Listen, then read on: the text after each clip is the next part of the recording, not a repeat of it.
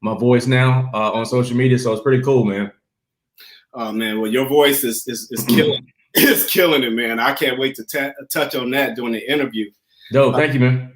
Yeah, I've been very impressed with your career, and I'm glad. I can say I'm a fan. I really am. I'm a fan. And my wife and I, when we first saw you at Chocolate Sundays, I was like, this dude is hilarious. So I appreciate that, bro. But one thing I remember about you is you didn't know me or anybody else really in the audience, but you went and you like opened the door as people were leaving, and you were saying what's up to everybody as they were leaving. That stood out to me. So that was a principle. To me, all the comedy was great, but what stood out to me more was humility. And thank you, bro. I love that, man. That's why you've been blessed so much. I actually learned that from my pastor, man. I remember I used to go to my church was becoming a mega church, and it used to be like one of those liquor store churches, and it started growing and became a big church. But he would always stand by the door or have like a line in front of the pulpit and speak to everybody, and it made the whole room smaller, man. So that's just something I learned and kept with me, because I appreciate people that support me and the movement, and they get a chance to watch you grow, because there will be a time I won't be able to stand by the door. So while I can, I don't mind doing it. Well, it meant a lot to me, especially somebody who was newer to LA at the time. Yeah. And where you from? Cleveland. Oh, nice. Okay. Are you a Browns fan? No, man, I'm actually a Cowboys fan. I grew up in this little town called Toledo, and then after college, I lived in Toledo. Yeah, then I lived in Cleveland for about 20 years. I've been married 25 years. Nice, man. Yeah, got a great woman, standing beside me. Y'all got married at age 10 or something? Was it arranged marriage or something? Hey, it might have been one of those, Yeah, I did find out I'm 40% Nigerian recently, so maybe it was. Oh man. No, you never know. You're my brother. Yeah. Yeah, so that's but I love being out here, and my career has been growing, and you are one of the people I watch constantly. So, I want people to get to know you even more, and the amount of success that you've achieved. It started, you left South Carolina, you went to Georgia, then you ended up in LA. Like, how do you even feel? Did you even imagine any of this happening when you left South Carolina? No, at all. Because again, like I said, I left South Carolina, went to Atlanta, kind of figured my life out, figured out like, oh, this is my thing. Yes. And when I did comedy in Atlanta, it was a hustle. When I did comedy in LA, it became a career, and I didn't know the difference, because this is pre-Tyler Perry, this is pre-social media, and I just really loved doing it. And it was like, I was going through, I call it a quarter life crisis, where you go to school for something, and you like, when you start doing it in real life, you're like, this is stupid. I was used to be an accountant, and I hated my job. I literally hated my job. I'm like, I'm really gonna do this exact same thing for the rest of my life. This feels stupid. Then I started doing comedy. I lost my job for the third time. And I was like, you know what? I'm gonna move to LA. And I moved here, and I booked a national commercial on my first commercial audition ever. And that was like May of 2006. And I have not worked a 9 to 5 since. And it's a lot of details in between that. But yeah, man, it just took a while to figure that thing out. But once I did, I just kept running with it. I know about those national commercials, man. You hit one of those that kind of, for some of you don't know, there's a thing called residuals that kind of kick in too. A lot of stuff that happens when that national commercial, but also put you on a whole nother platform. I absolutely agree. It brought some awareness to who Ron G is. Now, did you decide to just call yourself Ron G just because it sounded cool? No. That was my nickname since high school. Yes. And people just call me that, so it just stuck. And I just realized as a comedian, you want your name to be easy to remember. If you just say it on stage, it's easy to remember. You know what I'm saying? So it stuck, and that's it. Okay, yeah, I can get with that. And now, as your career is it's rising and rising, and your platform is getting huge. I've noticed that you do a lot of work on Instagram. Mm-hmm. Is this series entitled "What's Going On" or whatever you? For those of you guys who haven't seen it, you need to follow my man, comedian Ron G, on Instagram so you can catch up with what's going on. But can you break that down to me? Did it start with COVID, or was this planned? So I always was like, I kept my thumb on the posts on social media like most of the time, but I was so busy like auditioning and trying to perform. I didn't have time. I'm one of the people like, yo, I love social media, but I don't have time. And I realized with COVID, I can't perform no more. So I was like, let me maximize the time I have at home. Let me do something different. Yes. So I started shooting these videos and spending about an hour and a half editing and get 1,000 views. I'm like, this is stupid. This is really stupid. And then Reels came out. Reels is like the equivalent to TikTok on Instagram. And I remember the first time I did a video, I slid in. I think I walked into the screen and I looked at the person on the because everybody was doing the split screen. Everybody does the split screen videos, and I was like, I'm gonna try something different. Everybody does the same thing. I go nuts by watching people do the exact same thing. So I put a picture on the green screen and I looked at it, did like this. People started laughing. I was like, okay, cool. Then I added the music to it, and then when I slid into it, it was like, yo, I love to slide. And then after that, I was like, let me see if I can break the third wall and bring the actual video or picture to life. And then after that, it was a wrap. Well, man, it was a wrap, man. Those videos are hilarious, man. And I look for them at least 2 or 3 times a day because they give me a nice little laugh, you know. Appreciate it, bro. It's craziness. Do you have one in particular that's your favorite, you know, if you want to describe one? Jeez. Oh, yeah, I do. I have one where these 2 girls was fighting. I don't like doing fighting videos, but the girl grabbed the other girl by her hair and started swinging her hair, but I was jumping over her legs when she was in the video, which is super stupid. Like, I just like ignorant stuff. Like, it's super stupid, but I just thought it was super cool. Just trying to break the third wall, but every week I feel like when I do new ones, they become my favorite. You know what I'm saying? So the things that I was like, yo, that's my favorite. When I see a new one, I'm like, especially when I'm doing it and I bust out laughing. Like, I don't know if you seen the one where the girl had the little knot on her head and I did like this and I did the little duck sound. Yes. Like, when I made the video, my dog was like, you know what I'm saying? And it made me laugh too. And I was like, okay, all right. So I got something. But every time I do a video, I try to push the envelope and raise the stakes. So yeah, it's fun. Hey, you pushing it. You pushing it out a little bit. So when I think about like how your career is just climbing and climbing, has there been like one very important principle that you've learned in these years that you've been, you know, watching the ascension happen? It's funny, man. I feel like the thing that changed my career was when I stopped caring. It's the thing. I feel like everybody, when they move out to LA, you go through your mandatory depression when you move and you come from your hometown and you come to LA. You're like, people are different out here. Yes. Church is different out here. The world's different out here. Friends are different out here. And you're like, yo, this is freaking weird. And you got to detox from back home because you keep comparing LA to back home and it ain't home. Like the more you compare it to back home, you're going to get sick. And I went through my little mandatory depression, but I still feel like I was broke for most of my time out here. Yes. I think within the last 5 years, I started like really popping and cool things started happening. You know, you can see the fruits of the seed you sown. But I feel like when I stopped caring, that's when I got better. When I stopped caring about, like, it's one thing, like I remember times where it's like I'm performing for rent money. Like I'm going into an audition, like I need to book this so I can pay my rent. That's not a good feeling. No. That's operating from lack, and that never produces fruit when you do anything out of a lack. Even in dating, when you're like, man, I hope she don't leave me. Let me do more of this. She gonna leave because you're operating out of lack versus like, I'm dope and I know I'm a blessing. So to be in my space is a blessing. You know what I'm saying? So when I really stopped caring, even on stage, man, you see me perform at the Laugh Factory, I got to a place where I'm like, I'm just gonna have fun. And if I'm having fun and you don't have fun, you got sewage in your soul and something wrong with you. That's how I am. So even when I go in these auditions now, I try to go in there and literally just have fun. I'll coach before my audition and I'll just literally have fun. When I'm in my head and I'm not being present and I'm trying to get all the lines right versus like having a clear thought and clear point of view. Yes, that changed everything. So even quick story, even when I did a national commercial for Pandora, right? Yes. It was a Christmas holiday commercial. The script was walking to camera, dancing, celebrating the holidays. You're on a Zoom call with your family because you can't go anywhere. Your aunt, there's a lady named Carol that's in your family who owes you money. You ask Carol for money. You're like, Carol, where's my money? She was like, anyway, don't worry about that. I'm gonna have your money soon. Stop complaining about the money. Let me show you my Christmas lights. And she's like, she shows me her Christmas lights. They don't work. And then Carol's like, okay, well, fine. Show me your Christmas light. I'm like, I got you. I'll tell you what I did. I did my What's Going On video. I literally slid into the camera. I started dancing like this, having a good time. I'm like, oh, what's up, Carol? How you doing? Where my money at? And Carol was like, I don't have your money. Let me show you my lights. And I was like, I don't see your lights working. And I was like, okay, let me show you how it's done. I slid off camera, literally like in my video.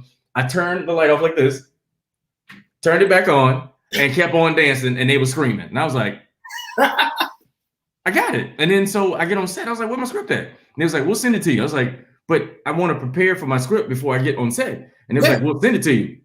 Drake was like, man, do exactly what you did in your audition. Like, just have fun, let go. And literally, we wrote that thing on the spot, like a national commercial. You know what I'm saying? Because the script they gave me, they was like, I trust you, go. And I was like, Wow.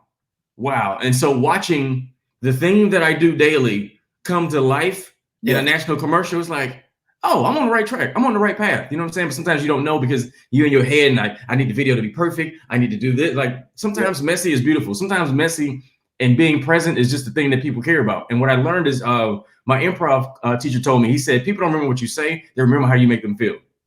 When you go to Chocolate Sundays, you remember how you felt when you were there. You might not remember anything I say, but you're going to remember how you feel. And it's like an experience. So I try to bring that when I perform every time, because literally if you meet my parents, I am the sum of both my parents. My dad liked to sip on the bottle. He's the walking icebreaker. And my mom is just like a church lady / thug. And like, I'm the perfect mix of both of them. You know what I'm saying? So I just try to bring that to the stage or to the audition room whenever I perform. Man. That I love what you said, Ron, because that principle of just going in, like even when I go into auditions now, the more that I've taken the attitude of not necessarily I don't care about the job, but I just don't care what they think about me. They go get me. I've been freed up so much. So that you say that helps tremendously, just being present. Like, because I used to be worried about, I got to make sure I got to have these lines now. I got to make sure I'm the dude who making sure the lighting, the backdrop is perfect, and then go in there. But most importantly, you said but everybody does that. Yeah, everybody does that. Literally, everybody come in their head instead of having fun. And the difference is, most of them don't know what they want. They don't know what they want until they see it. And they're like, "Oh, that's it." You know it. Just like when you met your wife, like you probably didn't know what you wanted, but when you saw her, you like, "That's it. I can't share her with everybody. Let me. This it." You pull up the handbrake. You like, "This it." So acting is the same way. When you just have fun and be present, because my agent, I think my coach told me this. He was like, literally when they hire you, they hiring you for your essence. Like whoever you are, like you already got in the room because they like whatever you give off. But when you show up and just do what you got to do, like they hiring you to be you, not nobody else, not no actor that you think they want. Like they hiring you literally to be yourself. And the closer you are to yourself, that's why Denzel make acting look so easzy. People like, man, Denzel, he do the same thing every time. Like, no, he's just clear about who he is, his point of view, his thoughts. Watching, what's my man Sterling from what's his name? Yeah, man, him. This is us and stuff. Yeah, him, John Boyega. Their thoughts just be clear, and they just clear about who they are. Like watching them transform is just a beautiful thing, man. Then I just saw American Skin. Oh, I haven't seen it yet. Is it really? I'm not even gonna tell you, but I think it's one of the best movies I've seen in a long time. Like the best movie I've seen in a long time. Watching it today. It's they give you an option to rent it or buy it. You should buy it. Okay, no doubt. Because I love it's worth every bit of it. You know, I like supporting. Especially, you know, when Nate Parker, you know, Black producers, Black directors, I'm definitely going to support them. So One Night in Miami is another one. I love that.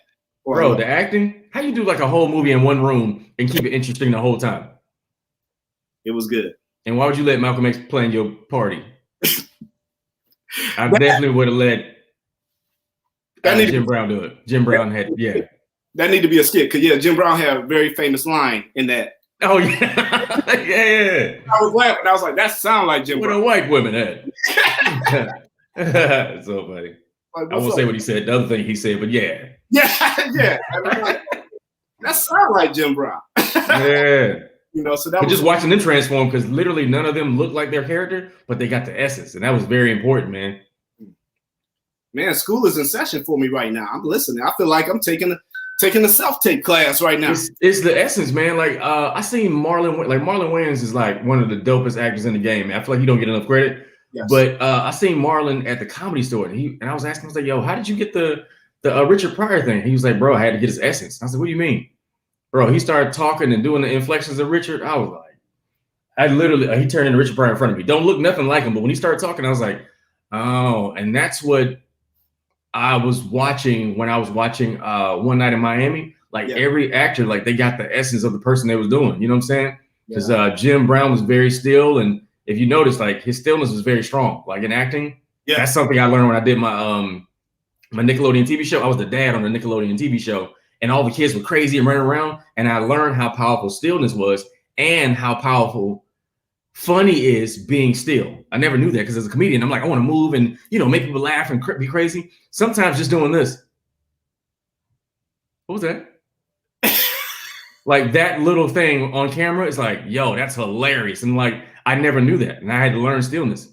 And I'm watching One Night in Miami, and especially like Jim Brown. He was like, I think it was a couple of scenes where I'm watching Jim, like his inflection. He was like, "So you mean to tell me that you go?" He was like, "You mean to tell me that you really don't see what he's talking about? You," and it was just stillness. You know what I'm saying? So just learning the essence, man, is like very important. And I hope everybody's listening to this because I'm definitely listening and learning because we know pilot season get ready to crank back up. So yeah, I was watching your stuff too, man. I saw your clip when you hit the dude in the face with the teapot. Yeah, did you like that? Super cool. Yeah, it was a super dope clip, man. And watching you just doing action, I think it's just super dope, man. It's a really cool transition that I feel like we don't see a lot of Black people in, but I love watching it, man. And watching you pursue that, just having a whole action scene in the kitchen, it's dope, bro. Man, I appreciate that. That actually came my first film that I produced and put together everything. It's called Sleepers, man, and it was just something I wanted to do because I envisioned myself doing some action films. So I was like, let me show Hollywood I can do this. Super dope. My takeaway. Question: what was your takeaway? Because I know somebody told me the first film is like you learned so much on the first film. Like, what did you learn from like producing your own film? Make sure I have a much better crew. Yeah. No, but no, basically. Nah, you serious about that? Like, tell me what you mean. Like, they were not on point, or like, what was missing? They were good, but I just didn't have enough people in the right place. I was holding on to too much, and I was trying to act too. I wasn't releasing enough. Like the director, I had the director, the writer. Somebody has the writing done by Bluefield Studios. One of my boys, he runs his own studio, so he did that. But outside of that, it was just me kind of trying to. I did location scouting, exec producing, promoting it, kickstarting. Crafty on the day of the thing. I'm the lead, but I'm also running out, getting crafty, setting up crafty table. Too much. Yeah, I understand. That's what they said. That's what you learned in the first one, but some of that is just the planning of it. When you plan correctly, you and delegate, you can help yourself out. I actually got an opportunity. It's funny, man. Like social media changed my life, bro. During COVID last year, I booked a movie, a TV show, 2 pilots. And I got offered to direct my first film. And the people that hit me up, they was like, "We want you to direct our short film." And I was like, "I ain't never directed it before." They was like, "We seen your videos. We know what you can do." And I was like, "Well, we're gonna learn together." You know what I'm saying? And now when I watch film, I look at story. I look at the angles they use, like the setup shot, and I look at the singles they use and the cutaways and like the little transitional scenes that they do in between. It's super cool. So you got to try it, man. Like I said, just you trying it, it puts you ahead of everybody else, and you learn the other side of the camera, which most actors don't ever take the time to do. They just want to act, but you got to learn like, oh, I need a close up right here. I need a reaction shot so I can put this scene in it. Because if I don't have a reaction shot, then this scene looks a little flat. You know what I'm saying? Like those kind of things. But it's super cool that you took the chance to do that, man. When people ask me about acting, the first thing I tell them is the longevity in acting is getting on the other side of the camera. You don't spend 40 years just auditioning all the time. You're going to lose your mind. You get on the other side so you can control some narratives. So that's exactly why I tried it. I was like, what do I have to lose? And I was happy about that. That scene actually came from improv. Really? Yeah, when I said the scene, the line at the end and stuff, talking about we serve black tea here. Yeah. I was just standing over dude, and we was waiting to do another take, and I said we serve black tea. That's funny. And they was like, what was that? They was like, let's do that. So that's how I came in. Just like having fun and just being natural. That's what happened. Being present. Yeah, absolutely. And but you came out here to act? Is that why you moved to LA? Look, man, because I have so many questions. Like being an actor and being married, like it's its own thing. Like both of them are like their own specific jobs. And I wonder like, because acting is like, it's a tough thing. It's like, you don't know when you're going to book. And, you know, it takes a while before you like become a full-time paid actor. And then you have a person who you have to explain your dream to. So if you choose the right person, you don't have to explain, hey, look, I'm going to figure it out. God going to provide. But if you have the wrong person, you have to explain every little step you make. Just wondering how you do that dance and handle both. Oh, man, cool. I'll give you some clip notes, and I'd love to talk to you even more about it later, too. But I actually received a job offer to move out here. And that job that brought us out here, within 6 months, they laid me off. And I'm like, whoa, I had never been laid off in my entire life. been working since I was 16. Welcome. Yeah, I was like, what is this? I didn't know I didn't know how to get unemployment. I was like, I was panicking. But during that time, I was like, I've always been gifted. I love the entertainment industry. I started doing some acting and modeling before me and my wife got married. But then after we got married, my daughter come right along. After that, I'm like, hey man, I got a whole family up in this bug, and then I live in Cleveland, Ohio. I'm not about to be like a big time entertainer living in Cleveland, so I need to hold down this good corporate job. Yeah. So I was like, God, if it's intended for me to do this, one day I believe you'll bring the opportunity back for me. And I just released it. And sure enough, doors started opening for me to get back involved in entertainment about a year and a half before moving out here. I got in a play in Cleveland. I acted at the Playhouse Square. It was pretty cool. And then it started giving me that itch again. And I'm like, okay, but then the job that brought me out here, I'm thinking I'm coming out here to do that. After they laid me off, I talked to my wife. I was like, you know what's really in me and what I really want to do. And she trusted me. She was like, after all these years, she was like, okay. So we sold our house in Cleveland and continued the whole process of moving out here. And matter of fact, this past Sunday is our 5-year anniversary of the whole relocation process. Of moving so cool. Well, you only been out here 5 years? Yeah, only 5 years. And yeah, it's tough, man. Quality of life in Cleveland. You probably had your house in a whole backyard, washer and dryer inside, double garage, and now you got to live in an apartment with no parking in LA. Yeah, LA ain't no joke. It's a sacrifice. But the trade-off is like there's no data on the dream, but the trade-off is there's no ceiling. Because back home there's clearly a ceiling, but out here there's no ceiling, man. And one opportunity can change your life. And I've seen it happen for a lot of my friends, and I just feel like I'm one thing away myself. So yeah, man, just stay with it. Like having a partner, bro, while you trying to figure this thing out is like the best thing ever, because this is the thing I didn't realize. I think being single for a larger portion of my life, I never knew. I thought I had to be on to find my person. Yes. And I feel like that's what we're taught. We're taught, let's chase the dream and then I'll meet my person once I'm up there, versus like, if she's dope, because most women are incubators, like whatever you give them, they'll multiply it. Whatever it is, you give them food, they'll make a meal. If you give them an argument, they're going to give you hell. You know what I'm saying? But the right woman will multiply the love you give her, especially if you have a vision and they see it, because it's a few Coretta Scott Kings on here. Ain't many, but it's a few Coretta Scott King. I'm sure Dr. King didn't have all the details for the dream when he first started. He was like, Coretta, look, I'm gonna go to jail. I'm gonna get bit by dogs. These hoes gonna be on me, but yeah, I'm gonna change the world. And if you believe in me, you're gonna be great too. I'm sure he didn't have all them details, but I didn't know it. And so when I met my wife, I realized most of my dating was, I used to date for where I was, but I never dated for where I was going. You know what I'm saying? And when I met my wife, man, you know, my wife was like, yo, you need to go ahead and cut your hair and put some cologne on and get cute so we can get this money. And I was like, wait, what? You want me to be attractive when I pursue my craft? She was like, yeah, you got to get the money. Like, go look good. Stop playing. I ain't worried about it. It's coming home to me anyway. You know what I'm saying? And I was like, okay. And then my first year of marriage, I lost my job. Like, I didn't even work. Like, I booked a really dope TV show, the Nickelodeon show, 20 episodes, man, paid off all my debt. First year of marriage. First year of my marriage, man, we didn't get renewed. They canceled my show, and I didn't work the whole time. And I traveled a few times, but the thing I learned was, like, all my bills were paid. God provided for me.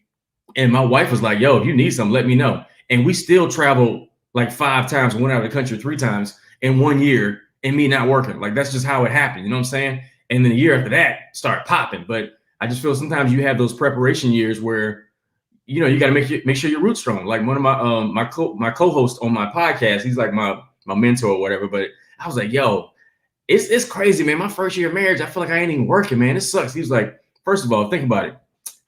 You got what most of your successful friends want. You got a wife. He said, also, imagine if your career took off your first year of marriage. You wouldn't be able to sustain doing 300 dates, traveling, and all these TV appearances on your first year of marriage. And I realized, like, yo, like, God want my roots to be strong in order for me to take off. Because me personally, I feel like I had to be married to get the level of success God has for me. Yes. Some dudes can do it and be single. I don't want to be the guy who has all these trophies and you've done it by yourself. How can you trust somebody when you've made a whole career for yourself by yourself? But for me and my wife, man, I realized I didn't even know what my purpose was until, like, I knew it, but having my wife in my life made my vision clearer. Like, it's like I had dope, like, I'm a homeowner, I own a condo. Yes. And my condo was nice. But when my wife moved in, I remodeled the whole place, but I gave her like whatever you want to do. Now my place is like a home. You know what I'm saying? Yes. My vision. Every Thursday night, me and my wife do a cool game show called Couples Couch, where we interview couples, which we would love to have you and your lady on. Super dope game show where you kind of see how well you know your person, how fun, like it's a super dope game show. And after that, we started doing Q&A, and people like logging on, like, y'all doing Q&A today? Because we would tell people like all the stuff we had to go through in order to be married. Because nobody tell you what you gotta endure and what you have to prepare for once you get married and create a life with somebody else. Like nobody tell you that. And that became a whole nother platform. And I'm like, I saw it because I love relationship stuff, but watching that morph into this other thing because I found my wife, I was like, okay, God, you trying to set me up for something big. Like this is bigger than comedy. This is huge, but I needed my person and I didn't know that. You know what I'm saying? So for you and watching your son help you produce, like your family is a part of the thing that's in your head. But sometimes we look outside of ourselves. We like, yo, I got to do this. I got to do this. And your family's there. Like your family's your ticket. Yes. Like your family is the thing that help you figure it out. Like your wife and you have a platform, and your entire family has a platform. And you speaking some life up into me. This is how God does stuff. I wasn't even expecting this to go in this direction, but this is great. I had to learn it too, man. I'm just being prophetic and telling you, like, it should only be confirmation. It should be weird. It should just be confirmation because this is something I had to learn. I got a lot of homies like stressing out, like, yo, I'm trying to get my music career off. I'm trying to provide for my family. And I'm like, bro, you have talented kids. Put them on YouTube and get multiple streams of income. Let them run the camera and learn how to work this thing. So when they're done with school, they know how to edit. They know how to run the camera. They know how to produce. And they got these soft skills in addition to whatever they decide to go to school for. And they'll learn all this stuff while they're en route.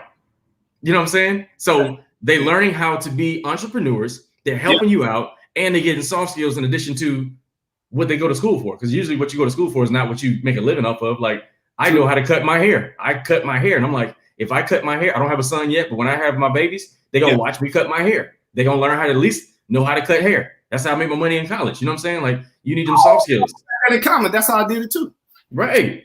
Right. My son has never been to the barber, really. I'm this barber except when he went to college. That's it. I seen that headshot. That headshot was crispy, bro. Yeah, I try to keep him tight. And it did come from 7th grade, breaking a lot of eggs. I went to school bald a lot in 7th grade. It's all good. That's how you learn. I had like a little like I had an autopsy, that little light line that I didn't know how to fade. Because I had the clippers that didn't adjust. Like, yeah, I was there. Yeah. I was there, bro. I had plenty of those days, just kind of just go bald, Yeah, but bro. It's really been my wife. She's been the incredible blessing that just what you just talked about. She believes in me from day one. Like, I remember when we were in college, one of my mentors, he was a hall director. Where'd you go? Bowling Green State University. Yeah, I heard that. Yeah, Bowling Green. Okay, I got you. Undergrad, and when we were getting ready to graduate, we were thinking about marriage and stuff. And he told me, he's like, Rodney, I'm telling you right now, his name is Chris Smitherman. He was like, if you do not marry Philonda, that's my wife, if you don't marry her, I guarantee you're going to spend the next 10, 15 years trying to find somebody who got your back like she does. And I was like, he's like, no, I'm not playing. He said, once you leave this place, he was like, she's been with you when you ain't had nothing. You complete broke, and she's still into you. That's somebody who's ride or die. Trust me. So, and I just have vision, man. Women be having vision, bro. They see it, and they'll ride with you. She riding. And I told her my job is to one day come home and say, babe, she's a teacher right now. You ain't got to teach no more. You can work on screenwriting, whatever you want to do. I got everything from here on out. That's what my job is right now, is to retire her. So that's hard, man. I work really hard. But also, I had to learn this too. Sometimes you got to take the pressure off yourself because she might like doing what she like to do. But just the cool thing is, as a man, as long as you know what you're supposed to do, your vision is big enough to where she has room to play in your dream. And whatever you're like, that's the main thing. If your dream is big enough, I told my wife the same thing too. I'm like, if your job pisses you off, don't go. Like, you don't like my wife literally, like I have since I'm living off 2018 money for my TV show, and my wife don't know how much this mortgage is. Like I got her a car, like she don't know, but I'm like, I handle all the stuff because my dream take care of everything. Like the money she make, she can have fun, save it, stack it, but I want her to like find out what her thing is. And there's enough room in my dream for her to do that. Man, you are preaching up in here. You're giving a master class right now. You know that. I'm learning, bro. I'm watching comments. Everybody talking about speak the truth, and then you getting a whole bunch of amen. well, and you know, all kind of stuff. But marriage has been the thing that really has been part of my motivation. Because even if I had like a major business failure, I had a bout with depression before moving out here. I'm serious. I wrote a book called Shattered: A Journey Through the Pieces, where I talk about this is how I got to the life that I really wanted. But I had to break a whole lot of eggs, man. I broke a whole lot of eggs getting here. Yeah, but you're here now though, and the cool part is you battle tested. Definitely. That's the thing that people don't learn. Because people like ask me all the time, should I move out to LA? Should I move out to LA? Like, I don't know if you should. I can't answer that for you. Because you got to, one, gamble on yourself. Two, you got to be able to sustain out here. It's one thing to live out here, but LA is a different city, bro. Like, I battle depression now. And I think just because being a black man, being an entertainer, being a comedian, the amount of no's we hear in 1 week, the average man can't even understand. So you black, you're an actor, you're a comedian, and if you come home, you know, your wife gonna remind you that you're probably the dumbest person she ever met. Not even on purpose, just, you know, because you can't clean enough, you don't clean right, or whatever. Like, it's something. You gotta make sure your house is warm and cozy. You have to make sure that your house is warm and cozy. But I realize, like, sometimes doing what we do, like even now, like you could be battling depression now, we're still working through our stuff. And sometimes you gotta unplug and go live. Like, I literally want to get out of the house and go on vacation because I live online. Like, I went from seeing thousands of people weekly to like literally just being online, talking to my friends and my wife and my dog. Like, that's it. You know what I'm saying? And you got to process like, yo, the world is different, and you got to unplug and give yourself time and space to feel. But I feel like sometimes we don't do that. And I'm speaking to myself as well, because I love what I do. The online stuff is cool, but it's a rabbit hole. Once you social media desensitizes you and depresses you so much because you're watching other people you know and care about flourishing. You like, God, have you forgot about me? God, they going to Tulum. I want to go to Tulum. I want to have Tulum money. You know what I'm saying? Have you forgot about me? But then you got to like separate, like that's their journey, that's their path. And just because they have that don't mean they're happy. So you got to like do an assessment like, all right, God, I want what's for me, but I want to enjoy what you're giving me. I want to be able to enjoy my marriage. Like, people get married, that don't mean they're happy. People traveling, that don't mean they're happy. You know, chicks on social media with gourmet bags, that don't mean they're happy. Did he give you his heart? Yeah. He gave you a bag, but did he give you his heart? You know what I'm saying? Like, so you got to like stay in your own lane and like do a temperature check for yourself and make sure you're good while you're like pursuing this dream, man. But salute to you, man. Salute. You're trying, bro. You having your own platform and interviewing people. You know what I'm saying? Like, that's courageous, and that's you getting your thoughts out your head and bringing it to life. You saw this interview in your head before it happened. You know what I'm saying? You brought it to life because both of us said yes to our dream. We're having this moment. You know what I'm saying?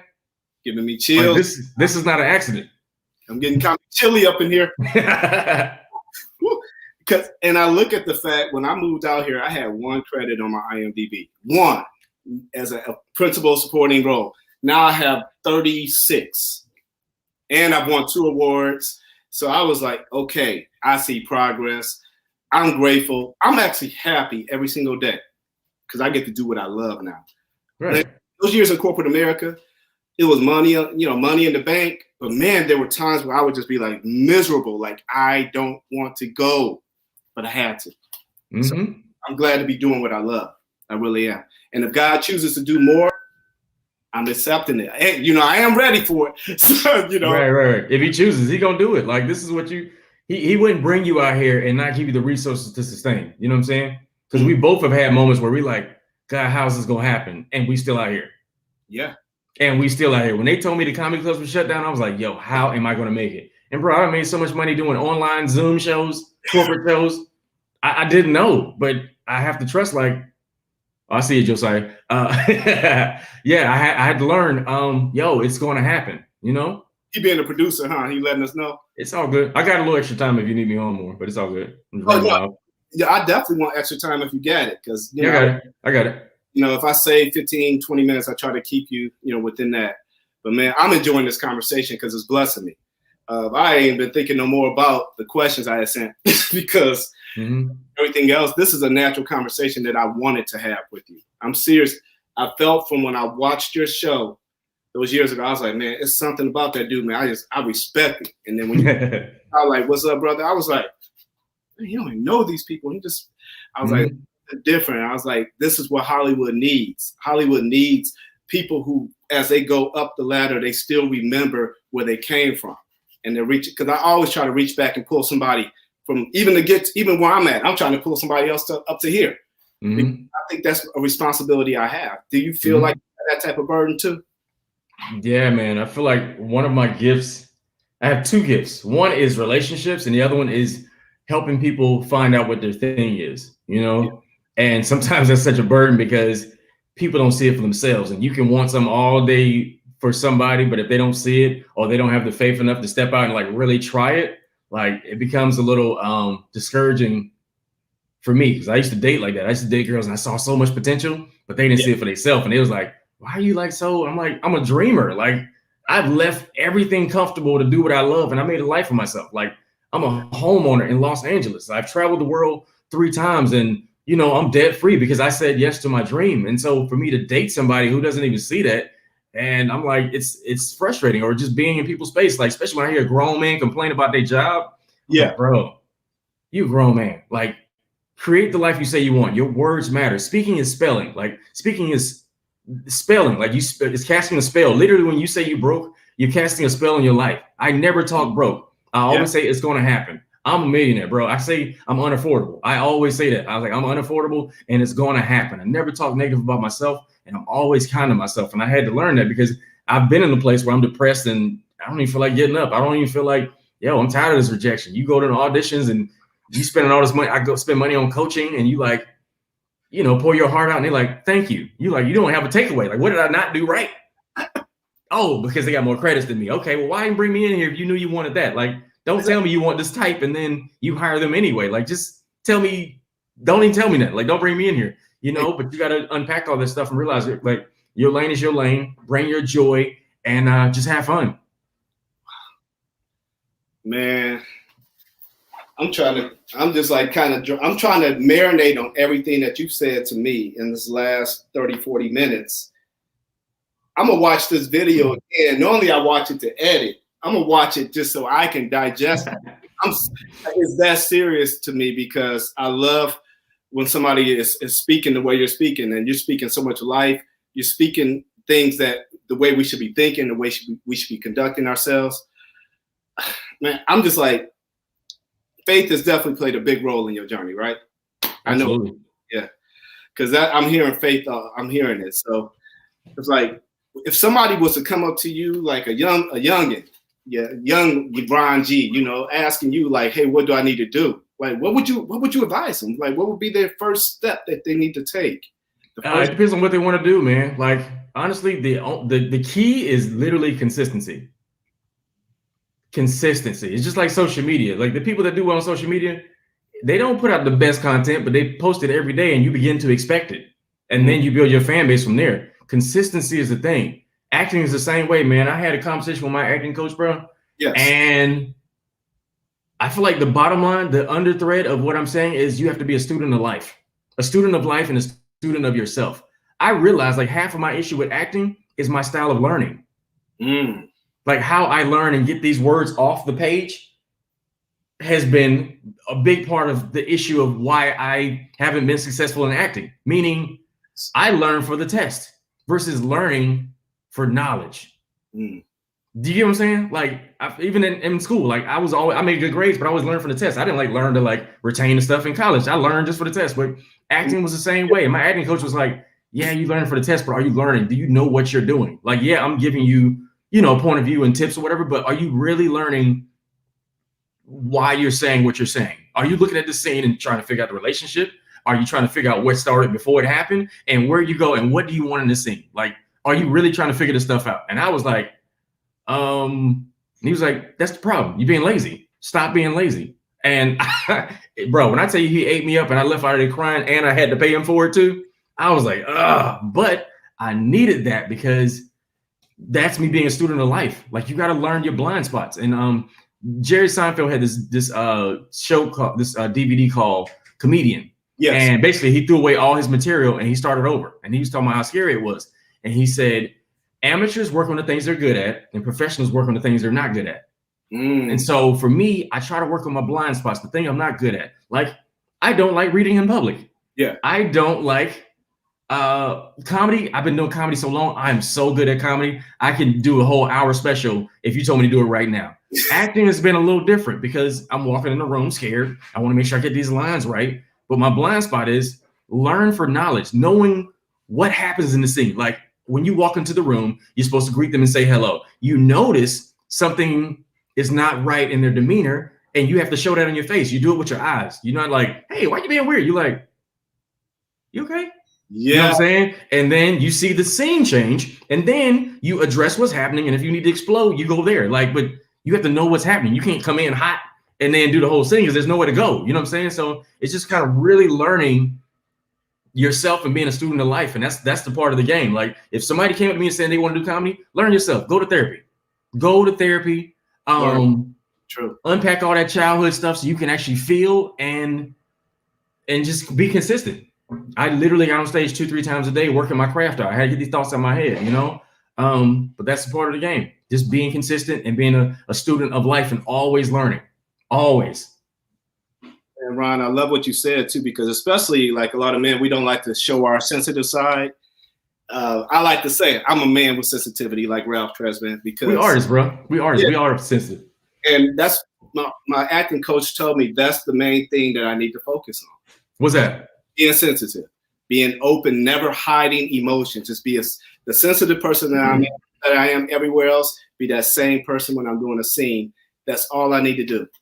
Yep. I'm like, wow, is that simple? Just like I said, I done paid you all this money. Why didn't you tell me that when we first started 6 months ago? Right. But he noticed because you're at a different level now, and literally it's just it ain't necessarily being sensitive, it's just being present. If that's how you feel about it, like that's how you feel.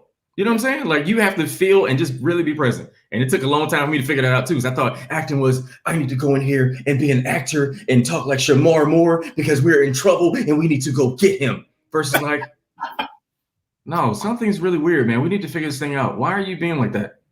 Huh? Okay. Well, if that's how you feel, let's make it happen. You see the stillness? Yeah. Let's make it happen. Hey, y'all, he's giving a class. All you actors who go to watch this, he's giving a class right now, so you better pay attention. Yeah, man. I want to hit you with a couple funny questions because. Go ahead, bro. Go ahead. If you were an R&B singer, yeah, you had a group, you know, what would be the name of your group and the title track of your first, debut album? What would That's so funny. I probably wouldn't have a whole group. I'll just be an R&B. So I'm the dude that would go solo with the group. I'll probably make it through one album, be like, I can't do this no more. You turn the microwave off during my interview. Thank you so much. My R&B name would be Lil Daddy. I just feel like that's my alter ego, Lil Daddy. Lil Daddy. Lil Daddy, Lil Daddy. Call me Lil Daddy.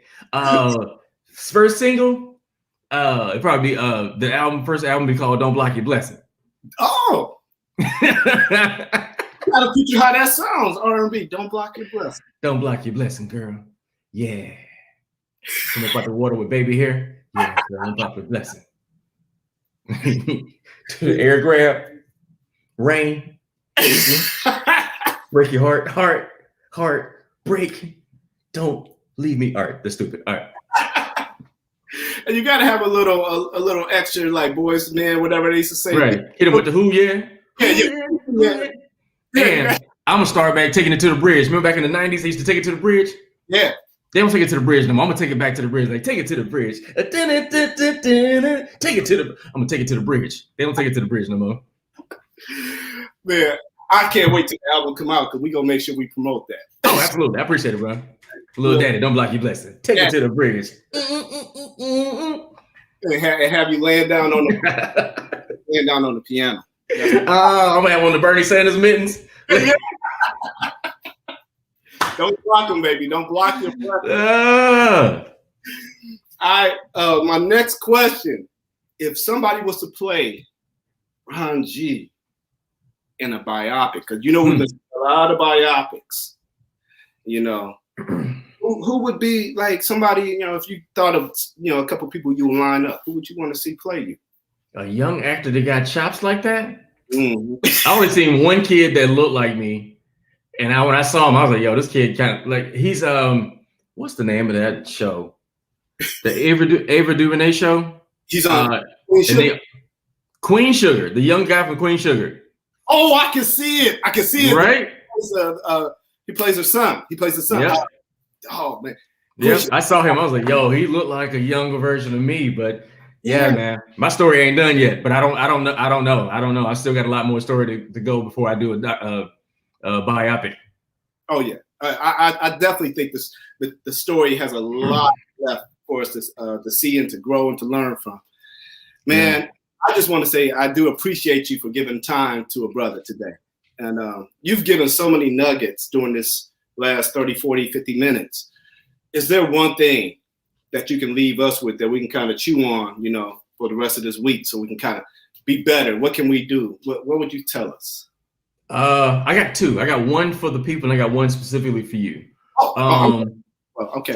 For the people in general, man, I feel like this is the time where God has specifically ordained for us to like reconcile all the decisions we made when life was free and open. You know what I'm saying? Like if you chose to marry somebody because they look cute or just because they have money, that don't matter no more because the world has shut down. You know what I'm saying? You got to find out if somebody's really your partner. Like this is the time to really reconcile all decisions you made. Even if you're single, yes. You know what I'm saying? Like you got to be happy with yourself in order to find somebody. Like you literally have to reconcile that.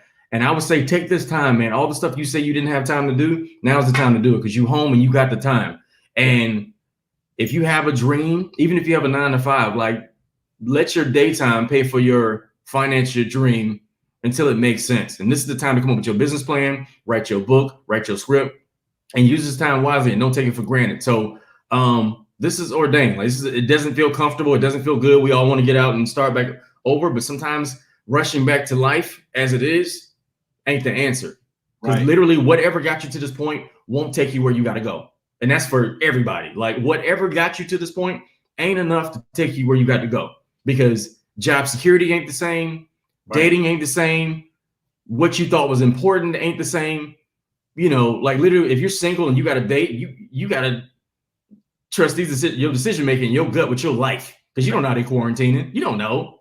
Like you got to be mindful of your life. And if you're trying to get married, you got to find out like, yo, can I do life with this person? Like, yes, are they a responsible human being? Like, I need to know. Like, it's cute to get a bag and find somebody who's cute, but are they a partner? And that's very important. So now really do something with the time and figure out what your silences tell you. Sometimes your silence is scary because you don't want to deal with you. That's why people be cutting other people off. I'm cutting them off. Like, no, you cutting them off because you don't want to deal with yourself. Like, no, now's the time to deal with yourself and reconcile all the stuff you ran from. You specifically, bro, I feel like this is a divine moment. I feel like you and I were supposed to meet on this level. There's no time before today were we supposed to connect like this. I feel like you and I have a genuine connection, and it's rare to find. Like, you know, I feel like once you get married, and I learned this, you were in a distinct fraternity that most men don't understand until you're married. You know what I'm saying? But you specifically, I feel like you carry a lot of weight and put a lot of pressure on yourself. It might just because where you come from, like you had to carry your family, like your family back home, and then you have to carry this new family you have, and it's already handled. Like it's already handled, it's already done. You just gotta make sure you do your part and step into the things that make you feel uncomfortable. Like this is one of them. This is one of those things where you like, I'm gonna do this. You know what I'm saying? Like you could have been scared to ask me to do this, and we would have never had this moment. But the fact he was like, let me just ask him. Yeah, we're here now. Like we're here now. So the things that you feel like that you haven't leaned into are the things that's literally going to take you to where you got to go. But also I want to tell you, man, it's handled. Like God will provide for you no matter what direction you go. Like he'll take care of you and your family, and it's already done. Like your lady's supportive, your son is awesome. Like it's going to happen. You know what I'm saying? So just take some of that pressure off yourself so you can free yourself. And I'm speaking to myself too, because I have to learn how to have fun. Man, I'm just always trying to come up with ways to like make videos and create content, but I don't feel like I'm always having fun when I'm by myself because I live in my head, you know? But for you, man, I'm telling you, man, like God got you, bro. And I'm really proud of you. Take some of that pressure off yourself because I feel like a little weight is on you. And it's not even like a bad weight of depression, nothing like that. It's just a weight of, I have to do this. I have to do something. I put that on myself too, just because I'm a man, I'm providing, and it just comes along with paying the bills, you know what I'm saying? But bro, I'm super proud of you. I'm glad we had a chance to connect, man. And thank you for having me. Man, You've given me a lot to chew on, man. And before we even close out, I'm getting a little emotional over here, but let everybody know how they can stay in touch with you right now. Right. Wow. Super dope, man. Follow me on Instagram, comedian Ron G. It's on the screen. Also, my YouTube page. I'm posting great content every day that's exclusive that you can't find on my Instagram. Comedian Ron G as well. If you go to my Instagram, there's a link in my bio to my YouTube as well. Check that out. And starting back in February, my wife is going to start our couples couch game that we do every Thursday at 7 p.m. and we do Q&A after. I think we'll start doing Q&A on StreamYard like you're doing, man, and post it on YouTube. But yeah, we're going to start doing that as well. And every Sunday we do virtual chocolate Sunday. So if you haven't been to LA, or if you have been to LA and you've been to our chocolate Sunday show, you got to check it out virtually. It's literally comedy from the comfort of your home. And we have an after party, which is absolutely amazing. I'm not just saying it because I'm the host, but the vibe is so dope and it's a lot of fun. You want to check it out and you really don't want to block your blessing. Take it to the bridge. You got us up here dancing, y'all. Man, with that being said, I can't stress it enough. Please connect with my man, comedian Ron G. As you just experienced him, this man is on fire. He speaks so much life. He has this attractive personality that you can't get away from. So this is what you need. He is what you need. Follow my man, support my man. And I want to thank you guys for watching, listening to RDCs. Well, it used to be RDCs. See, I'm thinking about what I used to call my podcast. Yeah. On Life podcast. I want to thank you guys. What we say, life is a script. It's time to write yours. That's our motto. Yeah. So we all love you all, and we out, y'all.